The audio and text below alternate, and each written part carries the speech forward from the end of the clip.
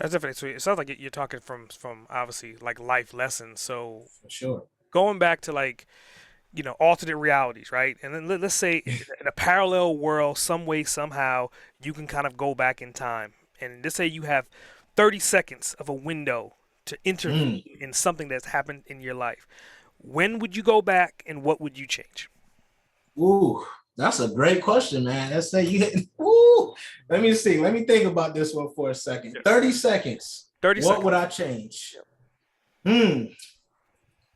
You know what? I hate to sound cliche, but I feel like every second of my life was meant to happen the way it did. Hmm. Like when I look back, if anything changed, if I changed the fact that my dad wasn't there, if I changed the fact that I grew up in a polygamous household, if I changed anything that happened to me, it would have changed who I am today, and I might not be in front of you right now. Hmm. It's definitely powerful, and I mean, and again, I'm always listening to what my guests are saying. So, did you just say a polygamous household? Yeah. Uh, I So grew up, my mom was wife number two of two, man. Mom interesting. was wife number two of two. So correct me if I'm wrong. Within polygamy, usually there's a strong structure with entrepreneurism because they're in polygamy.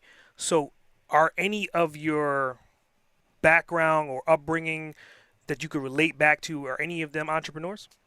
No, no, not at all, man. My mom made less than $10,000 a year. We actually grew up on food stamps. And her husband was, of course, is not really her husband because legally you can't marry two people in this country.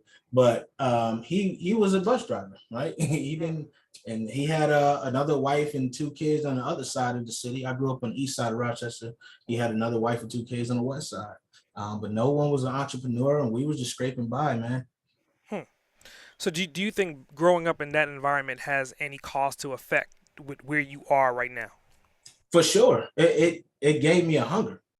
Right? I'm always hungry, right? It gave me a hunger, and also it gave me a different perspective Hmm. because knowing how it feels to feel helpless and hopeless, right? It makes me want to be there for people in a different way, Hmm. right? It makes me want to not just lift my people, but lift everyone because 85% of people struggle with self-esteem at some point in their lives. And what does that lead to? That leads to bullying. That leads to people dying. That leads to a scarcity mindset, people taking other people's stuff. That leads to all the stuff we're seeing because everyone feels like success is a finite possibility. They feel like it's only meant for this certain piece of people, like this certain group.